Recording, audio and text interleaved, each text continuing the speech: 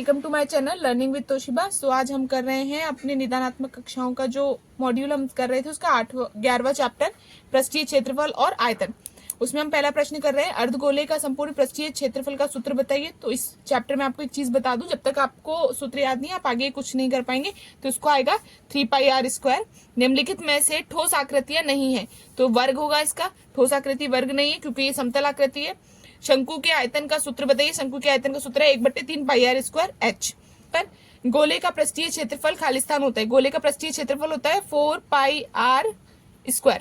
उसके बाद होता है अर्धगोले का आयतन होता है। अर्धगोले का आयतन लिखिएगा आप 2/3πr³।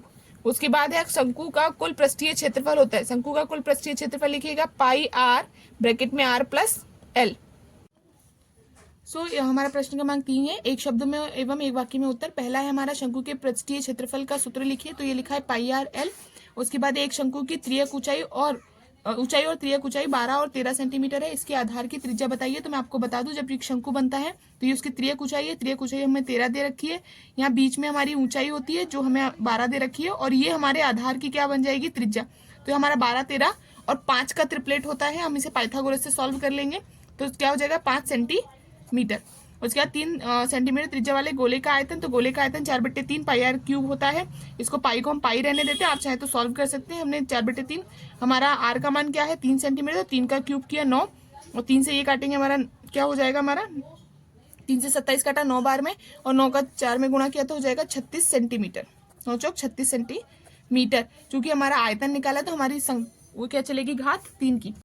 अर्धगोले का पृष्ठीय क्षेत्रफल। तो हमारा अर्धगोले का पृष्ठीय क्षेत्रफल है 3πr² यानी डी वाला। उसके बाद शंकु का कुल पृष्ठीय क्षेत्रफल, तो इसका लगाइएगा ए वाला। कुल गोले का पृष्ठीय क्षेत्रफल तीसरे का आ जाएगा ए। शंकु का पृष्ठीय क्षेत्रफल, तो इसका लगाइएगा हमारा एफ वाला यानी चौथा।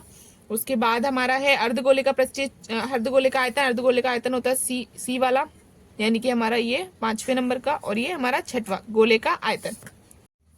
हमारा प्रश्न क्रमांक 5 है। सत्य असत्य लिखिए। आयत, वृत्त और वर्ग इत्यादि समतल आकृतियां के उदाहरण है। बिल्कुल सही है, समतल आकृतियों के उदाहरण है। सत्य हमारा गोला और शंकु ठोस आकृतियों के उदाहरण नहीं है, जबकि ठोस आकृतियों के उदाहरण है। तो ये असत्य हो जाएगा। हमारा अर्धगोले के पृष्ठीय क्षेत्रफल और संपूर्ण पृष्ठीय क्षेत्रफल के अनुपात 2:3 होता है। ये हमारा सत्य है। हमारा अर्धगोले का पृष्ठीय क्षेत्रफल होता है हमारा क्या 2πr², और बराबर में संपूर्ण पृष्ठीय क्षेत्रफल है 3πr²। ये पूरा से पूरा कटेगा तो 2:3 बचेगा। Thank you for watching.